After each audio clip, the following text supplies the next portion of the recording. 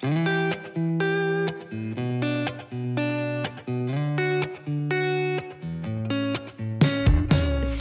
je suis Sandra et je te souhaite la bienvenue sur le podcast qui va te donner envie de réaliser tes projets et même tes rêves les plus fous.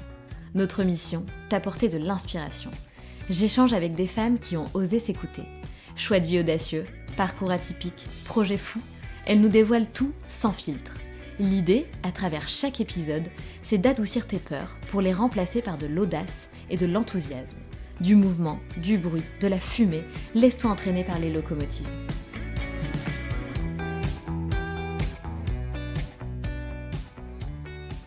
Bienveillante, solaire et passionnée, Laura a 28 ans et elle a décidé de changer de vie pour concrétiser son projet passion. Mais avant ça, Laura était infirmière pendant 5 ans, aux urgences, puis au bloc opératoire. Prendre soin des autres, ça fait partie de sa vie. Mais des autres ne veut pas forcément dire uniquement des êtres humains. Le métier d'infirmière n'est pas facile. Le manque de personnel, la prise en charge des patients qui se dégradent, les horaires, une charge physique et émotionnelle qui lui pesait. Lorsqu'elle emménage à Paris, Laura développe une véritable passion pour les plantes d'intérieur. Elle découvre ensuite l'Asie avec son chéri et tombe amoureuse des plantes tropicales. Elle se rend compte qu'elle peut tout à fait adapter ces plantes magnifiques à nos intérieurs. Elle crée alors un compte Insta pour partager sa passion pour les plantes et petit à petit le rêve commence à devenir réalité. Ces plantes deviennent ses bébés ou ses passions. Elle les élève, en prend soin et les fait grandir. Elle, son chéri et la femme de son frère donnent alors vie à Plant & Stories, une boutique végétale en ligne, et en parallèle de ça, ils donnent vie à une folle idée, le premier plant truck de France. Ils ont acheté un vieux véhicule vintage, l'ont retapé et ce projet fou a vu le jour. Alors comment a-t-elle géré ce changement de vie? Quelles ont été les étapes? Qu'est-ce qui l'a réellement poussée à changer de vie? À quoi ressemble son nouveau quotidien? Et n'est-elle pas nostalgique de son métier d'infirmière? Laura nous dévoile tout et comme d'habitude, sans filtre. Elle nous révèle aussi les meilleurs conseils pour prendre soin de nos plantes sans forcément avoir la main verte.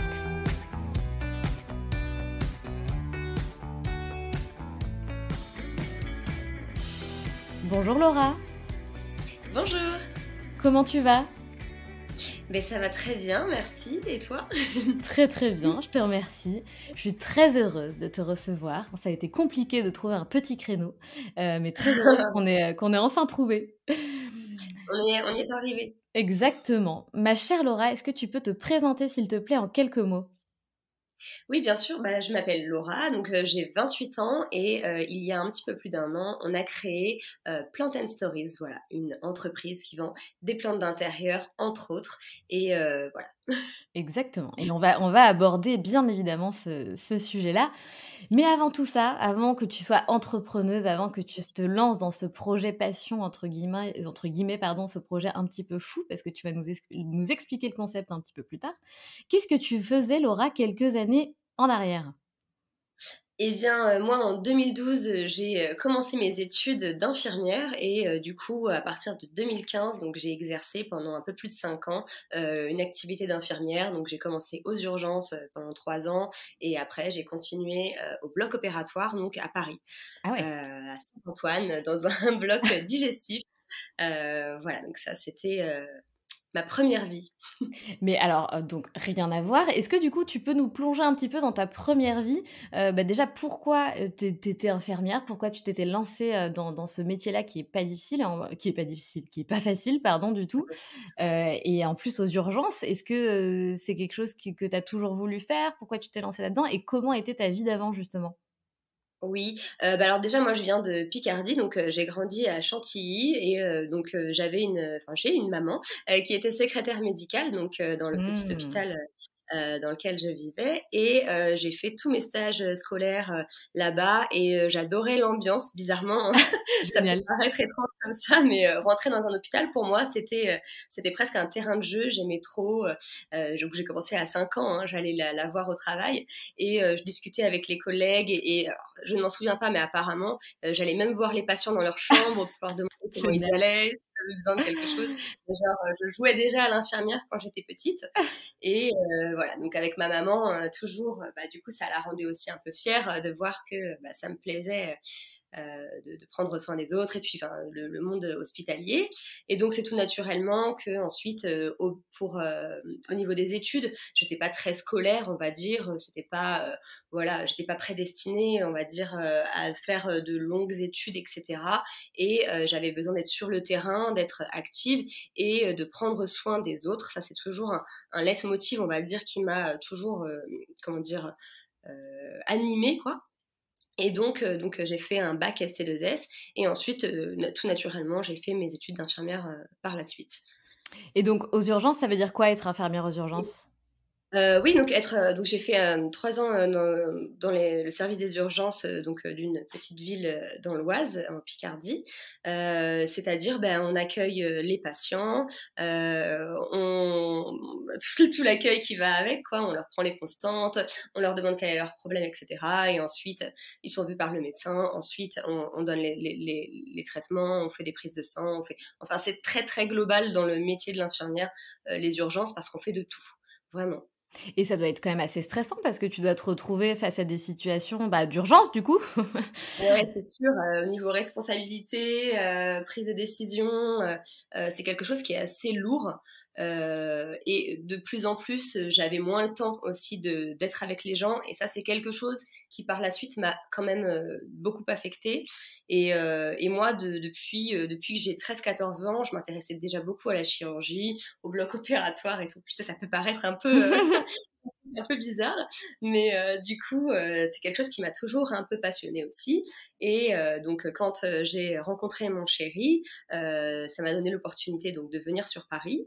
Et je me suis dit, allez, je vais être infirmière au bloc opératoire et voir un peu l'expérience et qu'est-ce qu'il en est, parce que je commençais un peu à saturer, j'avoue, des conditions des urgences, au point de vue matériel, au point de vue même avec enfin, on manquait quand même de personnel, faut se le dire. Ils restrisent pardon, il y avait des réductions de lits en permanence dans les services hospitaliers. Donc, du coup, la prise en charge des patients, pour moi, c'était dégradé. Ah Mais ouais. en 3 ans, ça s'est vraiment vu. Voilà, quand il y avait des urgences chirurgicales, il fallait transférer dans un autre hôpital parce qu'il n'y avait plus de bloc opératoire. Oh là là. Au fur et à mesure, on nous retirait les services. On n'avait même plus de service de réanimation. Donc, ça veut dire que nous, on devait créer un micro... Enfin, bref, c'était des situations dans lesquelles voilà, je me sentais plus trop à l'aise. Et voilà, cette charge physique, émotionnelle me pesait. À la base, je suis quand même quelqu'un d'assez hypersensible, et du coup, de voir la souffrance des gens, ça me pesait. Et même ma famille le voyait, parce que quand je rentrais à la maison, j'emportais tout ça avec moi, Bien et sûr. ça fait quand même une lourde charge émotionnelle. Mais alors du coup, tu arrives à Paris, tu reprends tout de même un poste d'infirmière donc au bloc opératoire. Oui. Alors qu'est-ce qui a fait, que tu aies eu envie de changer complètement de voie finalement? Et du coup, entre-temps, la période où je vivais donc à Chantilly, et la période où j'ai emménagé à Paris, j'ai eu un petit appartement donc du coup à moi, et j'ai développé une passion, une véritable passion pour les plantes d'intérieur, le végétal, voilà tout ça. Et quand ensuite donc j'ai rencontré mon chéri, on a tout de suite eu un crush pour les voyages à l'étranger, et notamment en Indonésie, en Asie, où vraiment les paysages sont luxuriants au niveau de la nature. C'est vraiment, c'est une claque, quoi. Et ce sont ce genre de plantes qu'on peut réhabiliter, on va dire, chez nous, facilement, parce que ce sont donc des plantes tropicales, pardon, et du coup qui ont des besoins et des nécessités qui sont carrément faisables chez nous. C'est-à-dire la température, elle est assez constante, environ 19-20, ça peut aller évidemment en plus en été, donc ça reste assez humide. Voilà. Donc du coup, on pouvait adapter ces plantes-là incroyables dans nos intérieurs. Donc c'est là que je me suis dit vraiment waouh. Et, et je me suis donc créé un compte Instagram pour pouvoir partager, échanger avec les autres personnes qui avaient développé donc cette passion également pour les plantes d'intérieur. Donc au début, c'était pas, un projet, professionnel, c'était juste un projet plaisir et passion et ça n'allait pas au-delà? En fait, évidemment, on fait toujours des rêves. Je me rappelle qu'avec ma meilleure amie, déjà en école d'infirmière, on se disait: «Ah ouais, ce serait génial de pouvoir créer un environnement avec plein de plantes». Ah On oui! avait déjà dans cet esprit quand même, j'avais toujours eu, enfin, des rêves un peu quand même dans le green, dans l'échange. Voilà, on s'était dit pourquoi pas créer un open space. Non, on avait des rêves un peu farfelus, mais parce qu'il y aurait salon de thé, on pourrait lire des bouquins, on pourrait échanger, enfin voilà, tout ça. Et donc, ouais, ça c'est quand même, ça a toujours été au cœur de mes rêves, on va dire. Et c'est marrant parce que dans nos premiers échanges, à un moment donné, tu m'as dit: «J'ai toujours eu cette fibre à prendre soin, j'aime les gens et les plantes tout Oui. autant». Donc en fait, les plantes que tu as chez toi et dans ton, je veux pas spoiler le truc et là où tu as tes plantes, c'est un peu tes petits patients, en fait. Bah oui, clairement. Et puis ils me le rendent bien. Et puis je peux voir l'évolution avec elles. Je peux les faire grandir. Enfin, c'est entre des patients et des bébés, quoi. Il y a Exactement. pas de différence. Donc, du Exactement. coup, c'est tous les avantages sans les désavantages, quoi. Exactement. Ouais. Et alors ce qui est intéressant et ce que j'ai vraiment envie de savoir et ce que tout le monde aura envie de savoir en écoutant cet épisode, c'est comment est-ce qu'elle a fait et quelles ont été les étapes de cette transition justement? Comment tu es passée d'infirmière à entrepreneuse aujourd'hui à élever et développer des plantes? Oui. C'est quoi ça a été quoi les étapes? Bah, et après, il y a toutes les étapes administratives. Je pense que ça, c'est un gros de la partie. Donc, c'est tout d'abord, bah, il faut démissionner. Hein, ça a Donc tu as été. démissionné, tu pas tu ça s'est fait du jour au lendemain? Comment ça s'est fait? Plonge-nous un petit peu vraiment, dans ta vie, quoi. Alors, bah, j'étais au bloc opératoire, j'ai déjà écrit un livre, déjà Ah! pour les éditions Rustica. Ça a mis un pied quand même dans autre chose que mon travail, voilà, dans lequel j'évoluais. Ah oui, Du coup, voilà, j'ai créé le livre. Du coup, c'est venu quand même aux oreilles de mes collègues, des chirurgiens et tout. Et donc, tout doucement, j'ai amené l'idée que bah, peut-être que j'avais de moins en moins de temps pour me consacrer à mes plantes, à ma passion, etc. Et que du coup, peut-être que j'aurais envie de me dédier à ça. Et donc, voilà, donc tout doucement, j'ai commencé à mettre l'idée un peu dans la tête de ma cadre, etc. Et donc, on a essayé de trouver un compromis pour pouvoir arrêter au bon moment et moi pouvoir me lancer en même temps. Et entre-temps, donc on a parlé du projet, donc avec mon chéri, c'était clair qu'on voulait créer quelque chose ensemble. Voilà, on adorait, donc on adore les plantes, on adore le fait de travailler ensemble, ce qui peut ne pas être évident pour tout le monde, mais c'était le cas pour nous. Et du coup, on en a parlé donc à notre belle-sœur, donc qui est la femme de son frère, et qui, elle, venait de terminer ses études également, qui revenait d'un VIE à New York et qui nous a rejoint dans l'aventure, et qui était voilà, trop partante pour nous aider, pour mettre un peu sa pierre à l'édifice. Et donc, trop on a bien. lancé voilà, un Plant and Stories tous les trois ensemble en octobre. Et en parallèle de ça, nous est venue l'idée complètement folle de créer un plant truck. Oui, Euh, j'adore. en fait, ça a commencé comme ça. En fait, on avait acheté un vieux véhicule vintage et à côté de ça, je travaillais encore un petit peu. Et donc, du coup, sur mes jours de repos, j'allais bricoler le camion et puis, et puis J'adore. je revenais au travail. Et donc, au bout d'un moment, je me suis dit, bon, bah, c'est plus possible. Sinon, bon, au bout d'un moment, je vais m'épuiser. Donc, j'ai décidé de démissionner complètement pour pouvoir me consacrer à 100% à tout ce développement, que ce soit voilà, matériel et puis d'idées et puis voilà, de développement complet, quoi. Et donc démissionner, ça veut dire que tu n'as pas eu, d'allocation, chômage? Ouais, exactement. Ça, c'était un petit peu C'est aussi le chaud! point, ouais, un peu chaud. Donc on avait préparé ça en avance quand même. Ça faisait déjà 6 mois qu'on en discutait avec mon chéri et donc que tous les mois, évidemment, on mettait, un petit peu de sous de côté quand même parce que c'est important. Puis il faut voilà, on va pas se le cacher, il faut manger, il faut payer le loyer. Bah ouais. Donc voilà, donc ouais, donc il a fallu mettre quelques petits sous de côté. Donc et puis, encore aujourd'hui, donc on vit, sur nos économies, quoi. Ah oui et ton chéri, il faisait quoi avant? Alors, lui, il a un parcours, d'autant plus atypique que le mien. Parce qu'il a donc, fait lui, le conservatoire de musique en Ah! batterie, voilà, plutôt spécialisé jazz. Donc il a été professeur de batterie jazz pendant, presque 10 ans. Waouh! Je ne sais plus où exactement, faut pas me poser trop de questions. Mais quand je l'ai rencontré, donc du coup, il venait donc lui de déjà faire un switch, donc il avait arrêté un petit peu ça pour se consacrer à la vidéo. Donc il a un frère, lui, qui est réalisateur, donc dans les clips et les choses comme ça. Et lui, donc il a travaillé avec des youtubeurs, Je sais pas si je peux donner des noms.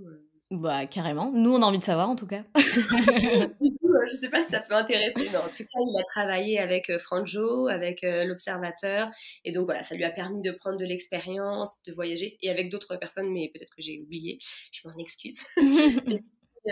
Et puis donc voilà, donc lui a pris pas mal d'expérience dans les réseaux, dans la vidéo, tout en ayant une fibre un peu artistique. Et toujours donc lui dans l'idée, on peut parler encore de rêve et voilà de façon de vivre. Il aimait vraiment entreprendre et créer des choses et voilà. Donc C'est du génial. coup, Ouais, vous étiez dans voilà, le en tout cas, on va dire que son comment dire? Son état d'esprit et sa vision de la vie t'ont carrément, poussé, en fait, à sauter le pas, exactement. quoi. C'est ça, bah c'est sans lui, je l'aurais peut-être pas fait en fait, hein, ça c'est sûr. Donc en ça c'est vraiment, on est complémentaires quoi. Et alors aujourd'hui, c'est quoi le concept exactement de votre, marque, de votre business? Je sais pas comment tu appelles ça aujourd'hui, parce que tu me dis que tu as Ouais, donc un plan de truck. ouais. C'est 2 choses, tu me parles de Plant Stories. D'ailleurs, j'ai pas compris parce que Ouais. je n'ai voilà, explique-nous, exactement Alors de en quoi il fait, s'agit. on a créé une entreprise, hein, c'est une SAS qui s'appelle Plant and Stories et qui en fait est une entreprise qui vend donc des plantes d'intérieur, des plantes tropicales, des plantes plutôt rares mais qu'on peut utiliser, enfin qu'on peut facilement entretenir dans nos intérieurs urbains. Et en fait, on a plusieurs canaux de distribution. Donc le premier, le principal qu'on utilise le plus, c'est le e-shop. Donc on envoie des plantes par la poste. Voilà, donc on a créé un emballage bien particulier, etc. Donc on envoie les plantes.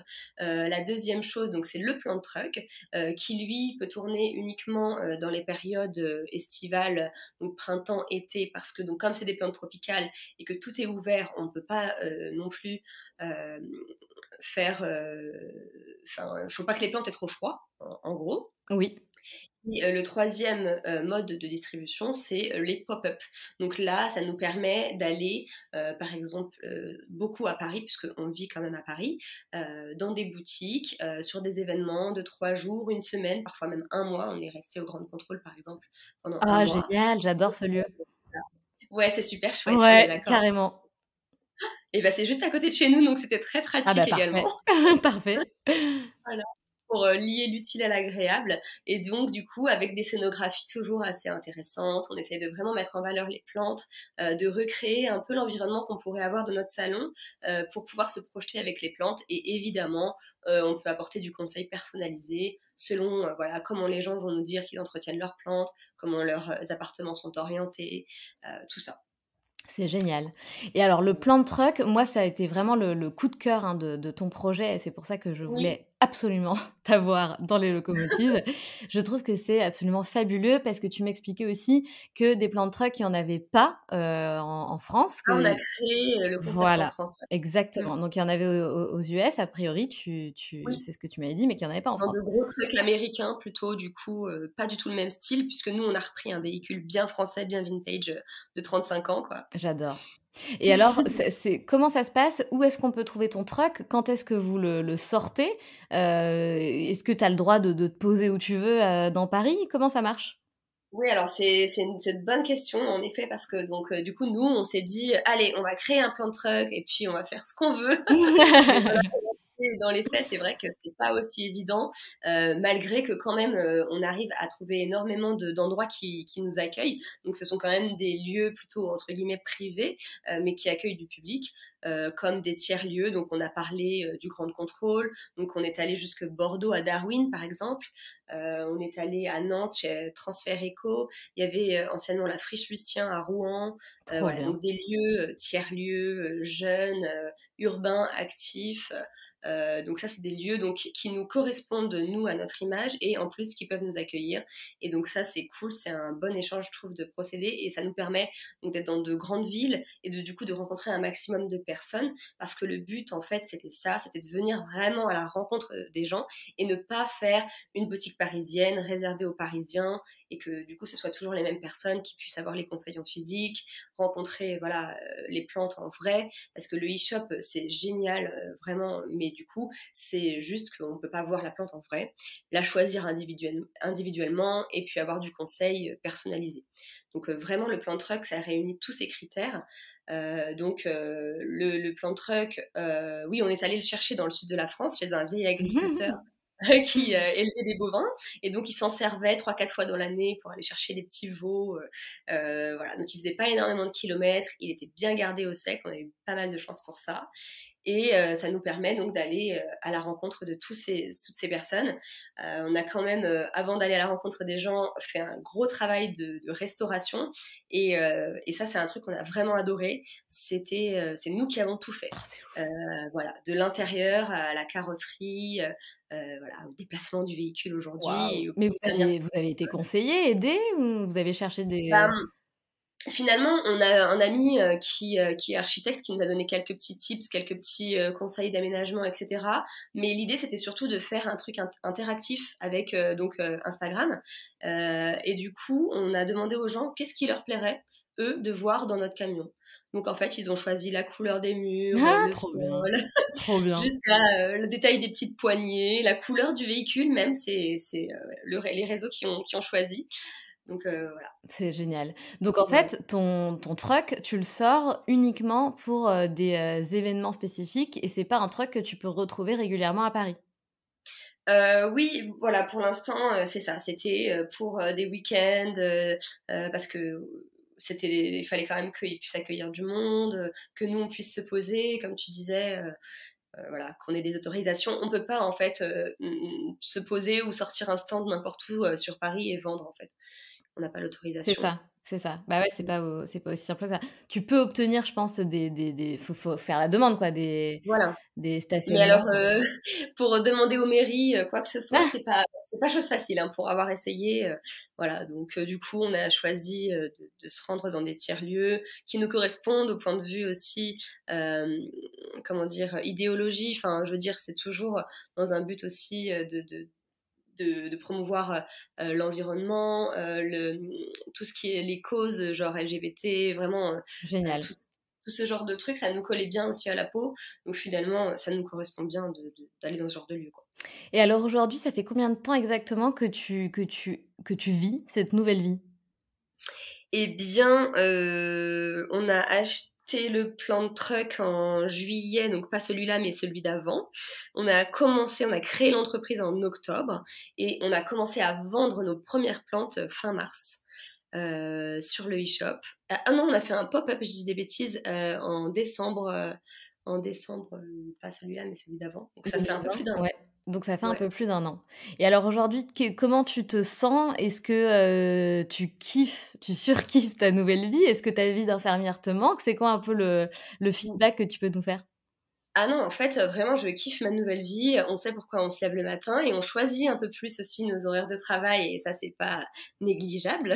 Et Exactement. voilà, on travaille pour nous, donc tout l'effort et tout l'investissement qu'on va produire, ça va être des retours qui vont être pour nous. Donc bon, c'est aussi hyper plaisant quand même de se lancer, de se dire, voilà, on fait pas ce que tout le monde fait, mais on fait pour nous et on kiffe, quoi. Moi, me lever et m'occuper de plantes, c'était vraiment, genre, un goal et je pense vraiment avoir accédé à ça et j'en suis ravie, quoi. Après, de dire que mon métier d'infirmière me manque, je vais dire que les bons côtés me manquent. Parfois, oui, mais j'ai la chance d'avoir vraiment eu de super bons liens avec mes collègues que je revois assez régulièrement et ça me fait ma petite dose que j'adore de pouvoir se raconter un petit peu, voilà, un peu tout ce qui se passe, etc., d'avoir des retours et j'ai pas l'impression d'avoir complètement quitté le petit nid, quoi. Ouais, bien sûr, ça te replonge un peu, dans ta vie d'avant et ça te tient, informé, Voilà, des c'est petits ça. gossips. Voilà, exactement. Donc je peux pas dire que j'ai pas de regrets et je pense que de toute façon, dans tous les cas, faut pas avoir de regrets. Tout est des expériences et c'est vraiment génial, je trouve, de pouvoir voir les choses comme ça. Et du coup, ça ne me manque pas plus que ça. Voilà, comme je dis, ouais, il y a toujours, on oublie toujours les mauvais côtés et on ne garde que le Carrément, meilleur. c'est Donc clair. voilà. Non et puis ce que tu as raison, ce qu'il faut se dire aussi et ce que je rabâche tout le temps, c'est que rien n'est définitif. Si demain, tu as envie de reprendre un boulot d'infirmière et ben, tu le reprends et puis voilà. Exactement. Mon diplôme, il est pour toute la vie et je pense que c'est pas le genre de diplôme, enfin voilà, ça sert toujours, Mais oui, surtout en ce exactement. moment, Exactement. Et alors tout voilà. à l'heure, tu nous parlais, Laura, de voyage. Tu me disais: «Ouais, nous, on s'est pris Mmh. d'amour, fou pour l'Asie». Ça me parle Oui. beaucoup parce que, ben, nous, c'est pareil. On est Ah amoureux, oui! à fou amoureux de l'Asie, c'est un truc de dingue. Ah ouais, Donc je au niveau comprends complètement. culturel. Ah ouais, non mais enfin, je trouve qu'il y a pas de aujourd'hui, en tout cas, j'ai pas encore trouvé de pays, Mmh. aussi incroyable, aussi dépaysant, aussi beau en termes de culture Ah que les oui, pays d'Asie. Mais bon. Ouais, diversifié, diversifié aussi. c'est incroyable, c'est une claque et c'est ça qui est génial et c'est aussi en ça qu'on a de la chance d'être des occidentaux, c'est qu'on peut se permettre d'aller, visiter ce genre de pays et c'est quand on les visite qu'on se dit qu'on a vraiment cette chance. Parce que les personnes qui y vivent principalement ne pourront pas faire l'inverse. C'est vrai. Et ouais, c'est des gens qui sont humbles, qui sont bons, qui sont gentils. Enfin, la gentillesse chez les gens, c'est quelque chose qui c'est super important. Et ils sont pas faux, ils sont vrais. Enfin, vraiment, j'ai beaucoup aimé tout de l'Asie aussi, donc je te rejoins à 100%. Ouais, c'est vrai qu'ils ont le sourire, le cœur sur la main, Ouais, c'est ouais, c'est tout à fait vrai. Et tu disais le donc que besoin tu de rien. ouais, que tu avais découvert des plantes magnifiques et qu'on pouvait, du coup, élever, Mmh. en France. Et donc tu fais référence, Oui. par exemple, à quelles plantes? Quelles sont, en fait, tes plantes préférées? Quelles sont les plantes les plus incroyables que tu as rencontrées sur ton chemin? Là-bas, il y a en fait, je peux donner de grandes familles de plantes, parce que si je donne des détails, je pense qu'on va pas me suivre. C'est sûr. Mais en gros, il y a des philodendrons incroyables, des syngoniums, des alocasias, des anthuriums, des variétés d'orchidées, de hoya. Tout ça, ce sont des plantes qui sont de type tropical, mais qui, chez eux, vivent en fait, donc évidemment, dans la forêt, dans la nature. En fait, il suffit de se balader pour croiser une espèce que chez nous est super rare. Et c'est trop beau de pouvoir voir la plante évoluer dans son élément naturel. Je trouve ça incroyable. Et donc il y a des tailles de plantes mais juste hallucinantes. Et à côté de ça, on voit aussi la plante qui est pas forcément parfaite en fait dans la nature, qui se prend le vent, les intempéries, le coup de soleil, enfin toutes ces choses-là. Et donc finalement, chez nous, les plantes vont être plus petites en taille, mais mieux conservées au niveau du feuillage, au niveau du port, voilà, plus uniforme et tout. Et donc, je trouve que c'était trop chouette de pouvoir les voir dans leur état naturel. Ça, c'était vraiment. Ouais, j'étais vraiment trop contente d'avoir pu faire ça et de pouvoir continuer de le faire. C'est vraiment trop bien. Et surtout qu'en termes de végétation, là-bas, c'est fou, quoi. C'est Ah oui, mais les variétés, ah le ouais. nombre de variétés, les tailles, et puis il y en a partout. C'est vraiment, il y a une culture de la plante. Je veux dire, chaque maison ont des bordures de plantes, enfin, ont des trucs, mais c'est incroyable, c'est magnifique. Et alors moi, j'ai Mm. pas du tout la main verte. Pourtant, j'adore les plantes, hein, j'adore. Ah oui. Ouais, je suis vraiment pas bonne à ça. En général, justement, je les arrose trop. Ce qui vient, Oui. à la question suivante que je vais te poser.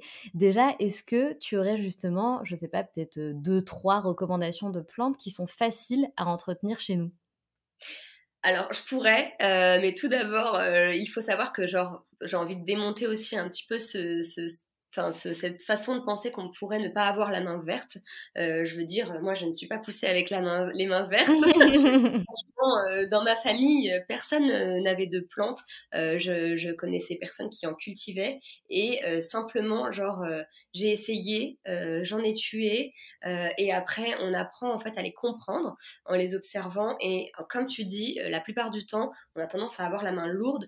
Et moi, ce que je pensais au départ quand j'avais des plantes, c'est qu'elles avaient soif. Et donc, en fait, qu'elles avaient soif comme moi. Donc, limite, si je buvais un verre d'eau, fallait que je leur en donne un. Ouais. J'avais l'impression que ça allait leur faire du bien, en fait, parce que c'est pour ça qu'elles allaient pas bien ou quoi que ce soit. Et en fait, pas vraiment. Et en fait, si je pouvais donner trois gros conseils pour vraiment entretenir une plante, pour, en fait, un peu avec n'importe quel type de plante, ça pourrait fonctionner. Génial. Ouais, c'est de vraiment laisser sécher son terreau, la motte de terre, entre les arrosages. Parce que si le terreau est toujours humide, et bien les racines vont avoir tendance à pourrir. Il Ah! faut aussi bien vérifier que si elle est dans un cache-pot, par exemple, si on soulève son pot, donc évidemment il y aurait des trous, hein, forcément, dans les pots dans lesquels on, Oui. on plante les plantes, il faut qu'il y ait des trous pour justement drainer l'eau et qu'elle ne s'accumule pas. Il faut toujours vérifier dans le soupeau qu'il n'y ait pas de l'eau qui soit stagnante, parce que ça pourrait vraiment faire noyer les racines. Et donc là, la plante, on pourrait la perdre beaucoup plus facilement, alors que si on l'arrose pas assez, là, elle va juste mal se porter, mais elle ne va pas mourir. Ça, c'est vraiment, pour moi, le critère le plus important. La deuxième chose, c'est l'orientation au niveau de la lumière. Et quand on dit lumière vive sans soleil direct, souvent on me dit, mais ça veut dire quoi sans soleil direct, etc. Et en fait, il ne faut pas qu'il y ait des rayons du soleil qui viennent taper, on va dire, toute la journée sur les plantes. Après, voilà, selon les plantes, ça varie. Il y a des plantes qui vont supporter d'avoir un petit peu de soleil, d'autres pas du tout. Et ça, c'est pareil, c'est des petites choses à savoir. Par contre, ce qu'il ne faut pas faire non plus, c'est de mettre une plante à 5 mètres d'une fenêtre, orientée nord. Pour le coup, là, ça va pas du tout lui plaire. Qu'on lui mette de l'eau, pas d'eau, elle a quand même besoin de luminosité. Donc du coup, à la question, est-ce que je peux mettre une plante dans mes toilettes qu'il n'y a pas de fenêtre? La réponse est non. Ah. Une plante en plastique, à la limite, pourquoi pas. Oui, ou tu Mais sors ta plante, quoi. Tu sors ta plante tous les jours et tu lui donnes la lumière, voilà. à la limite, voilà. Ou alors lui mettre une lumière horticole, ça fonctionne aussi, de mettre des petites lampes horticoles, il y en a qui sont plutôt esthétiques, ça pourrait fonctionner. Mais bon, voilà, ça c'est quelque chose en plus. Et voilà. Et ensuite, c'est choisir un terreau plutôt adapté à la plante. Ah oui.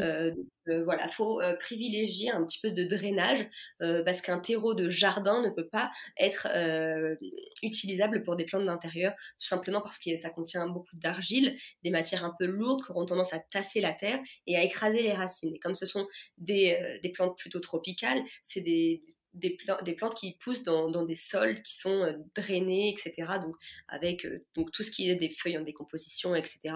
Donc qui ont besoin d'aération dans le terreau. C'est ça qui est important aussi quand on commence à s'intéresser aux plantes, c'est de savoir d'où vient cette plante. Elle est endémique de quel pays? Elle pousse à quelle altitude? Comme ça nous permet aussi, nous, d'adapter notre entretien. Bon, après, là, ça rentre un peu dans des détails, mais vraiment, si on veut s'occuper d'une plante, c'est ça.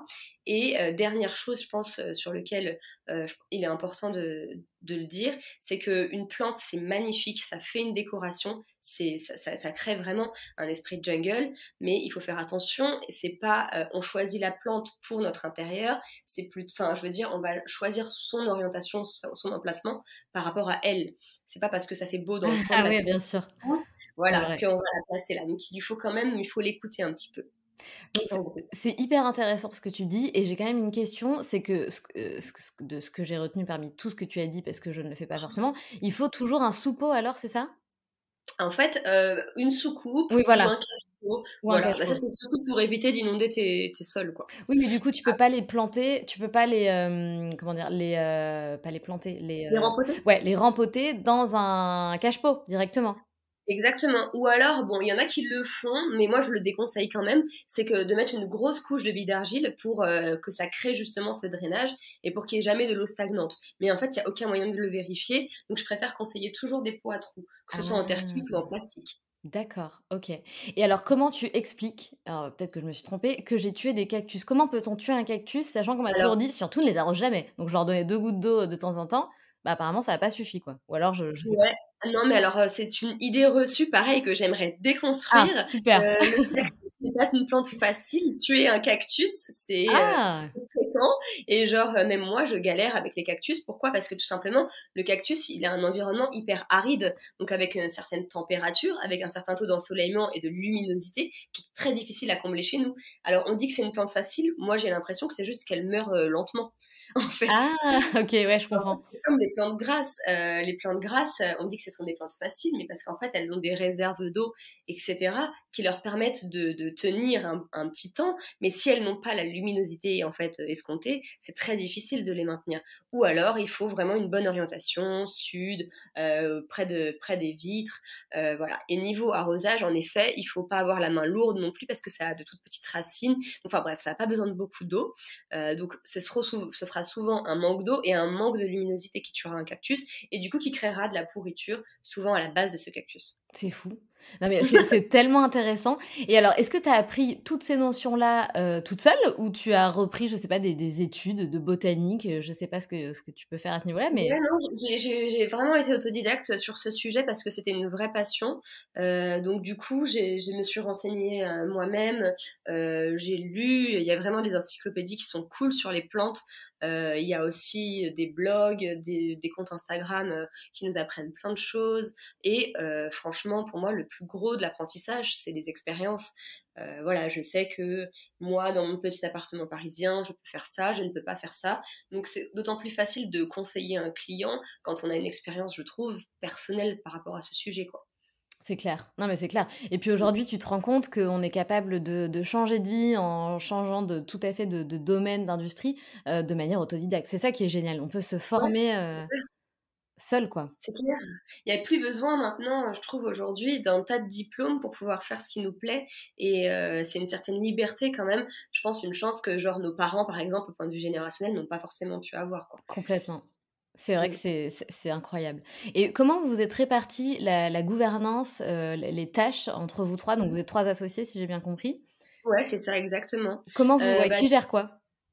du coup, Maïli, donc je sais pas si je l'ai dit, mais elle, à la base, elle a une formation dans la finance, plutôt commerce, finance, etc. Donc voilà, donc elle va gérer plutôt ce côté-là et plein d'autres choses parce que vraiment, on est tous polyvalents et on fait tous un petit peu plein de choses. Voilà, elle va aussi très bien pouvoir gérer un petit peu la communication, tout ce qui est un peu, j'allais dire, paperasse, parce que ça, pour le coup, je m'en délecte pas mal. Et merci Maïli. Tu m'étonnes. Voilà. Tout ça et voilà, ensuite, Quentin, il va être beaucoup dans le mailing, bon pareil, on travaille beaucoup ensemble, bon, tout ce qui est fournisseur, tout ce qui est, parce qu'en fait, ça couvre énormément de choses notre activité, donc je vais pas aller dans les détails, mais oui, en gros, fournisseur, soit plantes, packaging, tout ce qui est outillage et cetera. Donc voilà, ça c'est ce qu'on fait, beaucoup avec Quentin et je dois oublier plein de choses parce qu'en fait, tous les jours, en fait, on apprend et on fait un nouveau travail.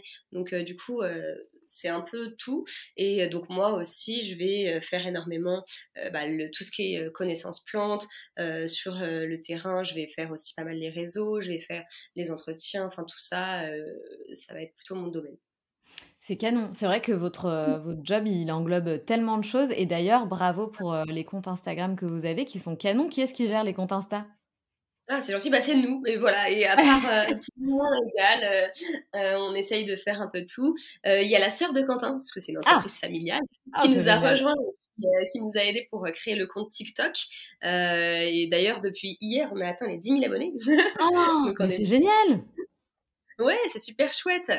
Pour le coup, voir des plantes sur TikTok, c'est pas quelque chose non plus d'hyper fréquent. Donc ça nous tenait à cœur et on a pu aussi relater un peu toutes, les épisodes, Plant Truck, donc l'aménagement, de l'achat à vraiment, les premières ventes et du coup, comme ça, on voit un peu comment on l'a bricolé et cetera et ça, c'était un truc qui était vraiment trop cool et du coup, quand on regarde les vidéos, on a une certaine nostalgie finalement. On a vraiment adoré ça, quoi. C'est génial et alors aujourd'hui, est-ce Mmh. que vous êtes déjà rentable ou pas encore? Bah, pas encore. Voilà, Ce on a qui est fait beaucoup normal. d'investissements de départ. Ouais, donc pour l'instant, on ne se paye pas encore. Génial. En tout cas, enfin génial, pas génial de pas être rentable, hein, mais génial, Ouais. cette aventure est géniale. Oui, non, Heu, c'est normal. c'est super. Franchement, bravo, bravo pour ce projet incroyable, Laura. Enfin moi, il me met des paillettes dans les yeux. Là, j'ai envie de t'acheter 12 Ah, plantes déjà, laisse tomber. c'est trop cool. Surtout que ton Insta, franchement, enfin vous mettez des photos de plantes, mais canon quoi. Tu te dis: Ouais, «Putain, bah, on essaie de faire une sélection, c'est ça qu'il faut, aussi, enfin que qu'on a voulu, c'est un peu se démarquer en essayant de choisir, des variétés de plantes, qui soient pas des choses qu'on va aller voir dans les grandes surfaces ou des choses comme ça. Vraiment, des choses un peu graphiques, colorées, avec des textures, avec, voilà, on va essayer d'aller chercher ce genre de plantes, quoi. Ça nous tenait à cœur. Bah, ouais, mais en tout cas, c'est une réussite et tu as raison, c'est vrai que c'est très visuel, sur Insta, tout ça, ça fonctionne bien et le truck, je vous invite vraiment à aller voir l'Insta parce que votre truck, il est trop beau, la couleur, j'adore. Oui, c'est Canon. Non, mais gentil. vraiment canon. Je suis certaine que vous allez rencontrer un succès énorme, et de toute Ah bah, façon, on c'est espère, hein. c'est déjà le cas, vous avez déjà un beau succès. Laura, merci infiniment pour ton témoignage, c'était trop, trop cool de t'avoir à mon micro. Donc Bah, comme non, tu merci beaucoup. beaucoup de ta bienveillance Avec plaisir. Avec plaisir. Comme tu le sais, on a 2 questions, rituelles dans le podcast. Donc j'arrive plus à parler. La première, Laura, c'est est-ce que tu as du coup un mantra ou une philosophie de vie? Du coup, j'ai pas eu le temps de réfléchir à cette question.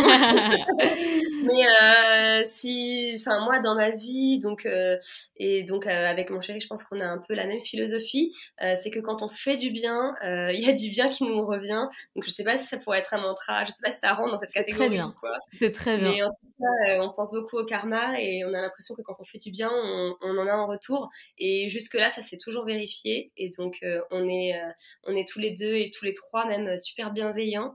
Et je pense qu'on nous le rend vraiment très bien. Et voilà. Eh ben, continuez à faire du bien. Le bien amène le bien. C'est vrai, je suis totalement d'accord avec toi. Et quand tu étais petite, ma chère Laura, que voulais-tu faire dans la vie? Ouh. Alors, à 5 ans, je voulais être danseuse, chanteuse, actrice. Oh, dis donc comme c'est original. On a tous voulu faire ça, non? Ouais, je crois. On a tous voulu faire ça. Ensuite, j'ai fait du théâtre quand j'avais 10 ans jusqu'à mes 17 ans. Et du coup, là, j'aimais beaucoup être sur scène. C'était un truc qui m'animait beaucoup, voilà.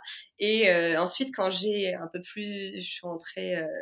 mon rêve, c'était d'être infirmière et d'avoir plein de... Voilà, de contacts avec les gens. Ouais, quand j'étais petite, je voulais être chanteuse, danseuse, actrice. Ouais, je crois que c'était mes premiers choix. Bon, c'est loupé, hein. Je l'ai réalisé aujourd'hui. Mais finalement, en fait, on change et on évolue et je pense que c'est tant mieux. Parce que j'ai une sacrée mauvaise voix. Non, mais t'as raison. On évolue, même si effectivement, on garde quand même... tu vois, tu dis, ouais, je voulais être infirmière, mais peut-être que tu prenais déjà peut-être soin des gens, de tes peluches, j'en sais rien. Ouais, exactement. Voilà, donc il y a des choses qui restent. En tout cas, je vous souhaite une très, très belle continuation et je ne manquerai pas de me rendre sur ton site cette semaine ou la semaine prochaine, je pense. C'est adorable. Merci à toi, en tout cas, pour ce temps accordé. Merci Laura, c'était super chouette. À bientôt. À bientôt. Si tu as aimé cet épisode, je t'invite à laisser 5 étoiles et un commentaire sur Apple Podcast. Cela m'aidera grandement à augmenter la visibilité du podcast, mais aussi à le faire connaître. Tu peux aussi rejoindre la communauté sur Instagram pour ne manquer aucune actualité et également rejoindre le groupe d'entraide à la réalisation de projets sur Facebook qui s'intitule Les Locomotives Crew. À bientôt!